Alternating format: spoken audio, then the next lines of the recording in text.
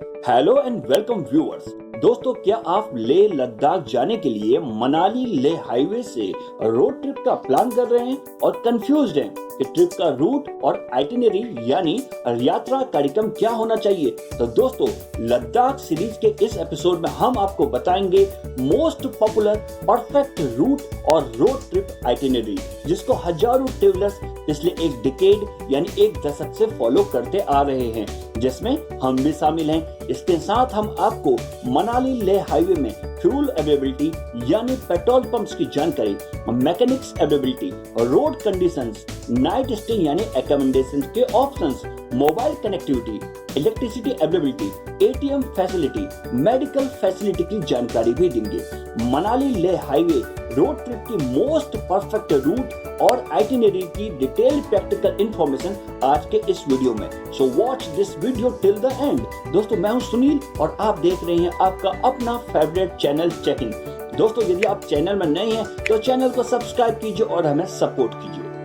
दोस्तों, मनाली लेह हाईवे भारत के सभी हाईवेज में से most adventurous, most beautiful highway है।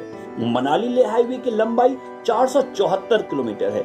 मनाली लेह हाईवे की केयर यानी देखरेख BRO बॉर्डर रोड्स ऑर्गेनाइजेशन करता है और BRO ने मनाली लेह हाईवे की देखरेख की रिस्पॉन्सिबिलिटी को पूरा करने के लिए इसे दो प्रोजेक्ट में डिवाइड किया है। पहला है प्रोजेक्ट दीपक, जो मनाली से सरचू तक की 222 किलोमीटर की देखरेख करता है, और दूसरा है प्रोजेक्ट हिमांक, जो सरचू से लेकी 252.4 किलोमीटर सेक्शन के लिए रेस्पॉन्सिबल है।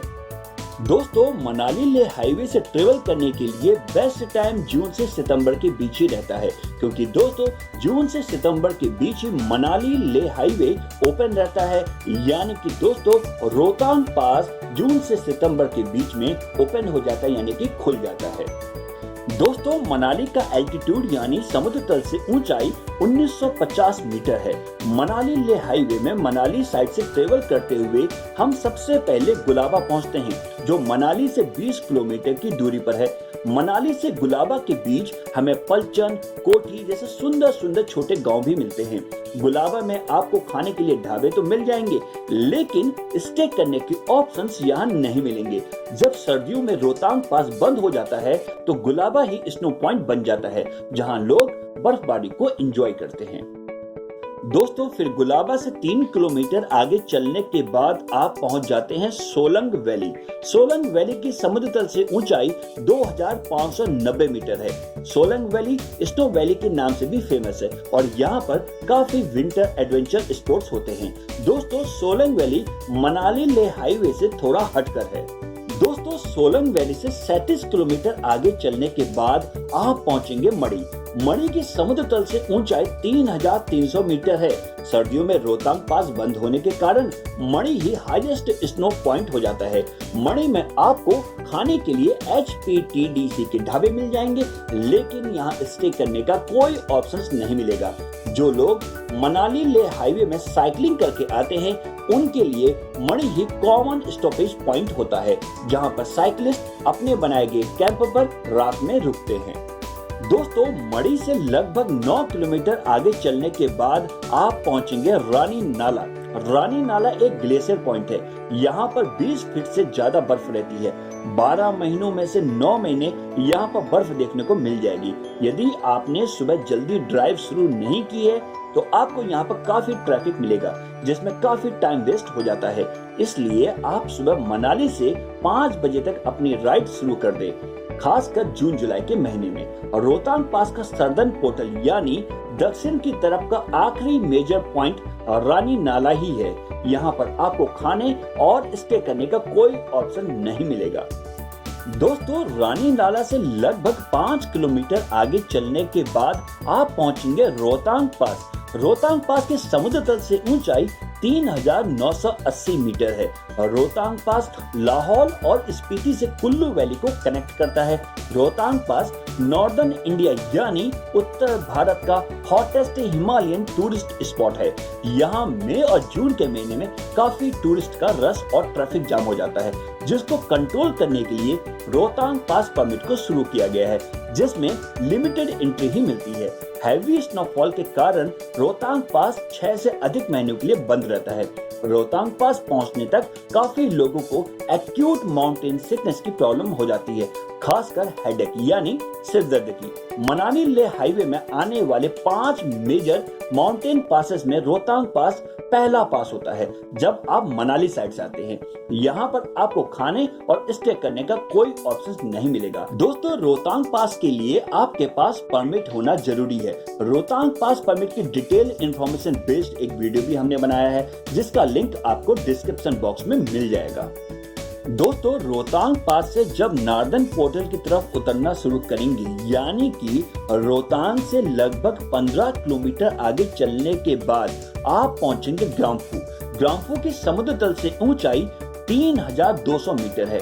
ग्राम्फू से राइट यानी दाहिने हाथ की तरफ एक डाइवर्जन है, जहां से कुंजुम पास होते हुए स्पीति वैली पहुंच सकते हैं। यदि आप चंद्रताल विजिट करना चाहते हैं तो आप स्पीति वैली की तरफ जाने वाले डाइवर्जन में चलना होगा।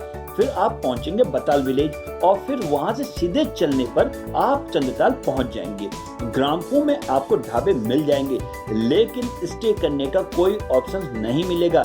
यदि आप काजा से मनाली की तरफ आ रहे हैं तो ग्राम्फू ही पहला पॉइंट होता है जहां पर आपको मोबाइल सिग्नल मिलना शुरू होते हैं। दोस्तों, ग्राम्फू से लगभग 5 किलोमीटर आगे चलने के बाद आप पहुंचेंगे खोकसर। खोकसर की समुद्र तल से ऊंचाई 3140 मीटर है।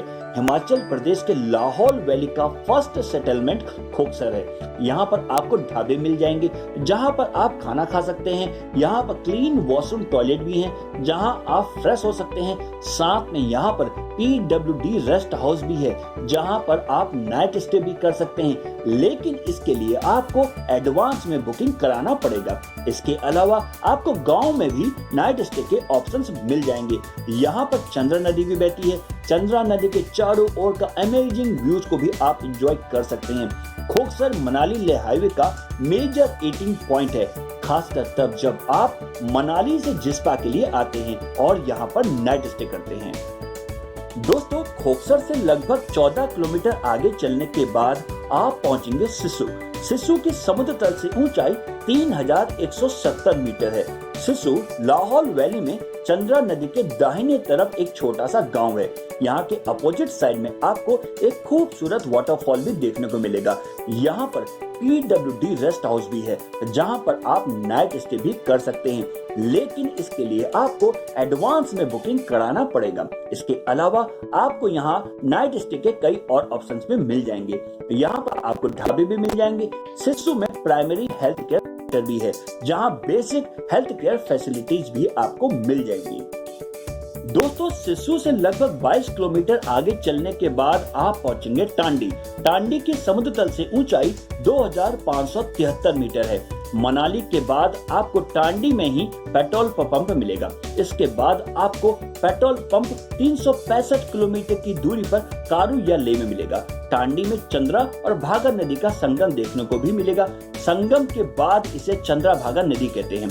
फिर जब ये जम्मू में प्रवेश करती है तो इसका नाम चिनाब नदी हो जाता है। चंद्रा नदी का ओरिजिन चंद्रताल या जिसे समुद्री टापू कहते हैं और स्पीति वैली से होता है, और भागा नदी का ओरिजिन सूरजताल या सूर्यताल लाहौल वैली से होता है। दोस्तों, टांडी से 8 किलोमीटर आगे चलने के बाद आप पहुंचेंगे केलोंग।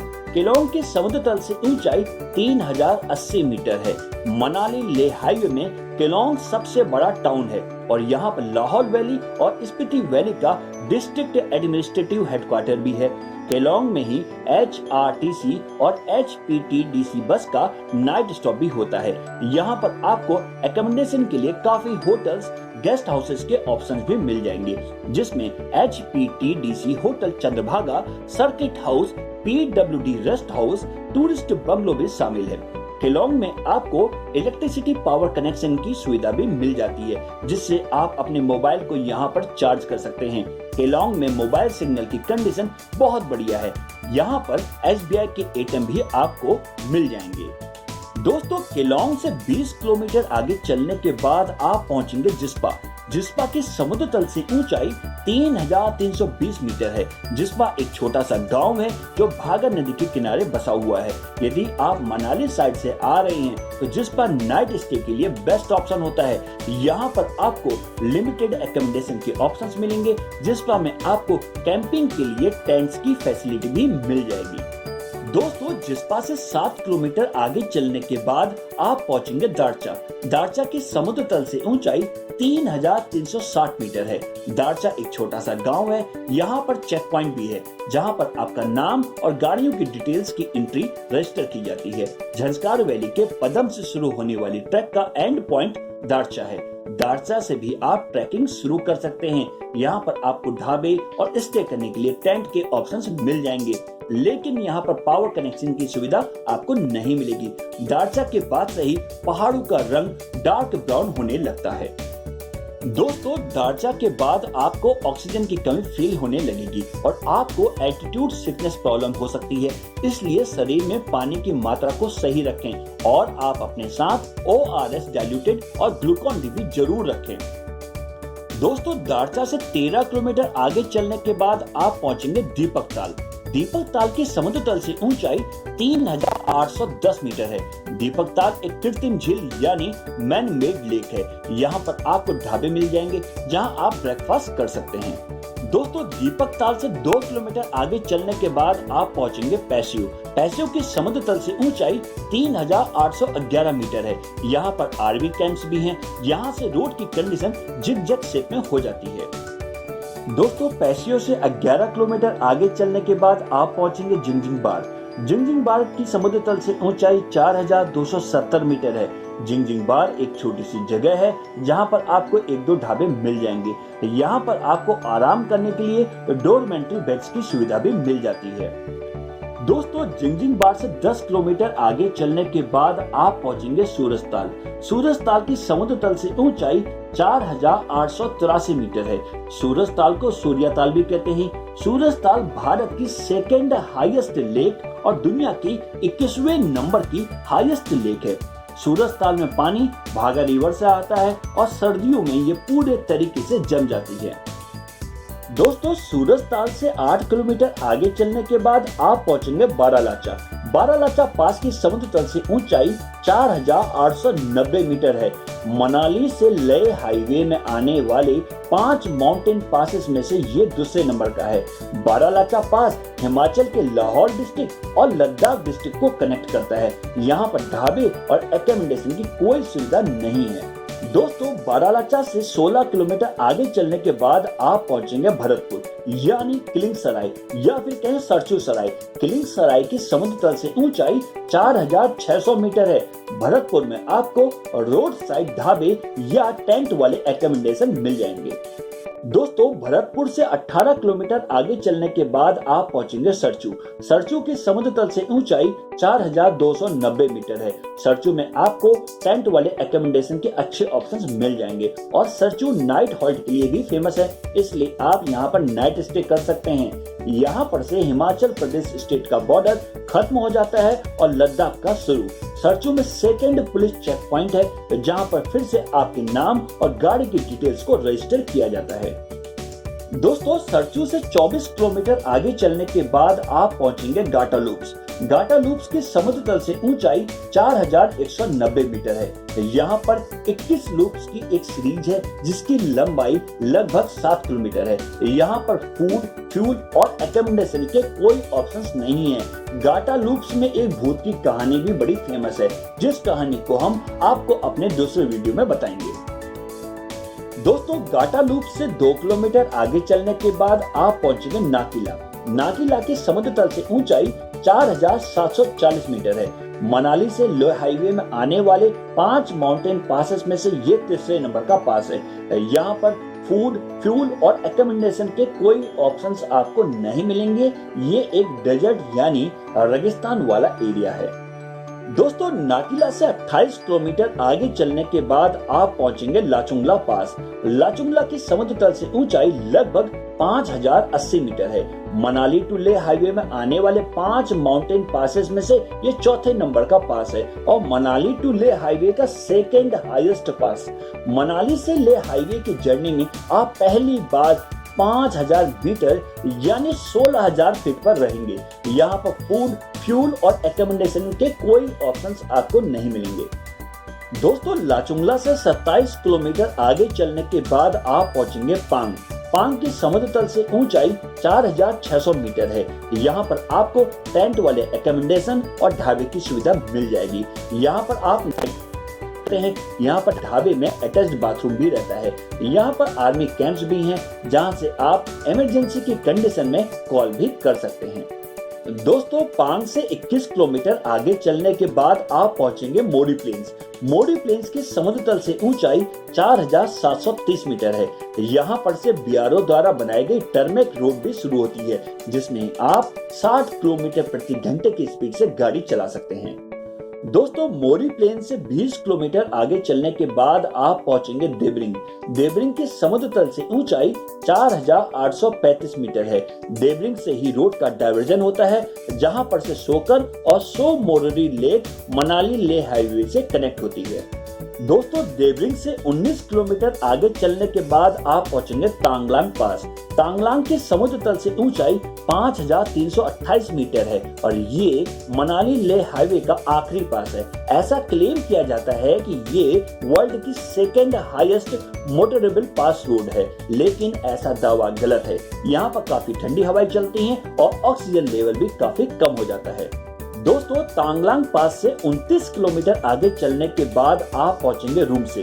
रुमसे की समुद्र तल से ऊंचाई 4260 मीटर है। रुमसे लेह वैली का फर्स्ट यानी पहला सेटलमेंट है। यहाँ पर आपको टी हाउसेस और होम स्टेज के ऑप्शंस मिल जाते हैं और यहाँ पर से ऑक्सीजन लेवल भी थोड़ा थोड़ा बढ़ना शुरू हो जाता है। दोस्तों रुमसे से 31 किलोमीटर आगे चलने के बाद आप पहुंचेंगे उपसी। उपसी की समुद्र तल से ऊंचाई 3480 मीटर है। यहाँ पर लास्ट पुलिस चेक पॉइंट है, जहाँ पर फिर से नाम और गाड़ी की डिटेल्स की एंट्री की जाती है। उपसी एक छोटा सा गांव है। यहाँ पर आपको टी हाउसेस और होम स्टेज के बेसिक ऑप्शंस मिल जाते हैं। उपसी से लगभग 13 किलोमीटर के बाद आप कारू पहुँचते हैं, जहाँ आपको मनाली लेह हाईवे का दूसरा पेट्रोल पंप मिलता है। दोस्तों उपसी से 51 किलोमीटर आगे चलने के बाद आपका मनाली लेह हाईवे से बाय रोड लेह पहुंचने का सपना ड्रीम पूरा हो जाता है। लेह की समुद्र तल से ऊंचाई 3500 मीटर है। दोस्तों अब आपको बताते हैं कि आप मनाली लेह हाईवे की जर्नी को प्लान कैसे कर सकते हैं और ये डिपेंड करता है कि आप कितने दिन का ट्रिप का प्लान कर रहे हैं। इसके लिए आपके पास 3 ऑप्शंस होते हैं।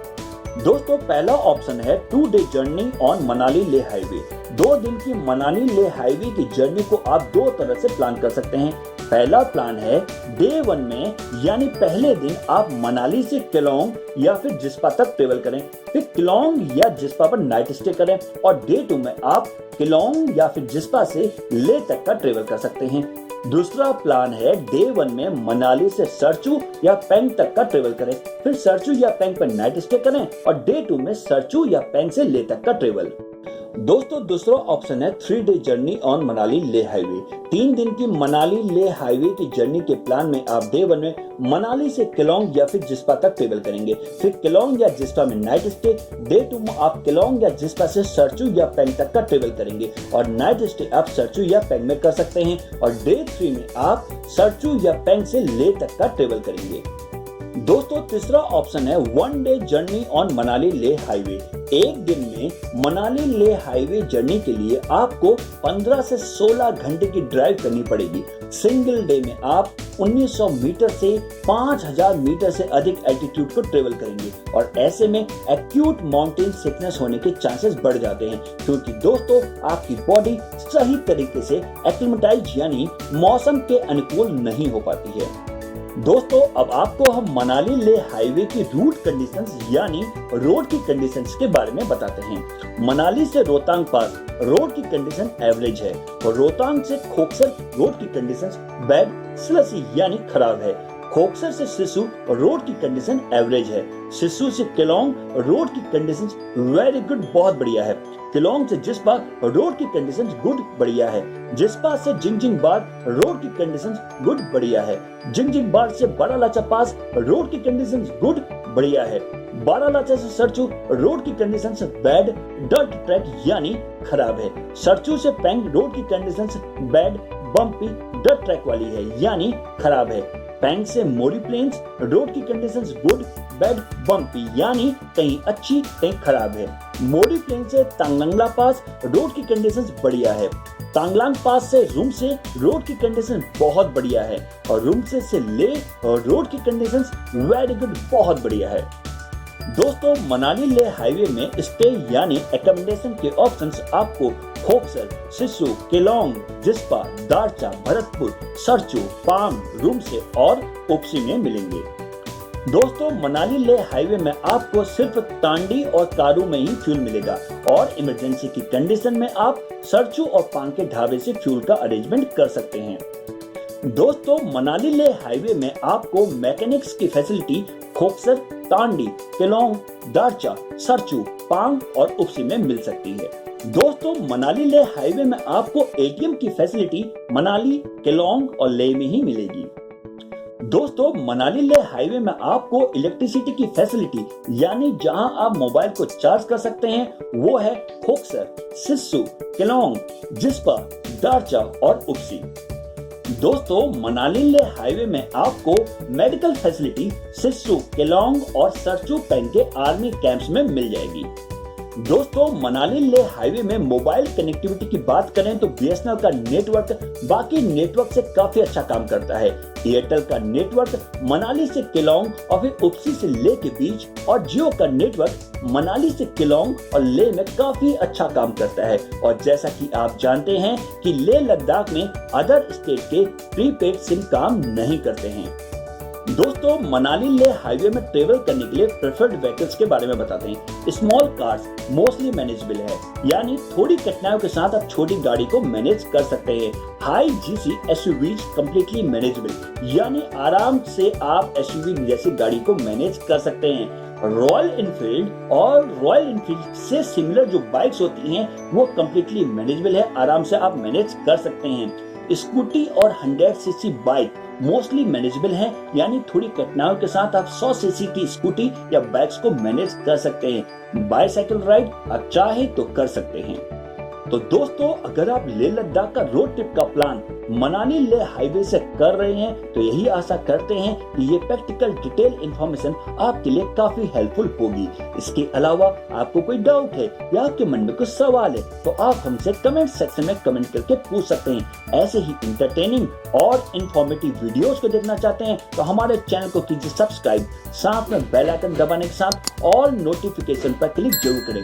वीडियो को ज्यादा से ज्यादा शेयर और लाइक करें क्योंकि आपके एक लाइक से हमें मोटिवेशन मिलता है कि आपके लिए ऐसे ही इंफॉर्मेटिव वीडियोस बनाते रहें। प्लीज वीडियो को लाइक शेयर जरूर करें। इसके साथ हमें हमारे फेसबुक पेज और इंस्टाग्राम में भी आप हमें फॉलो कर सकते हैं। लेह लद्दाख ट्रिप का प्लान मनाली लेह हाईवे से बनाएं और लेह लद्दाख में करें चेक इन और हो जाएं और रिलैक्स, रिफ्रेश, रिचार्ज। आज के एपिसोड में बस इतना ही। एक नए इंफॉर्मेटिव वीडियो के साथ फिर मिलेंगे, तब तक के लिए bye bye, take care, thanks for watching.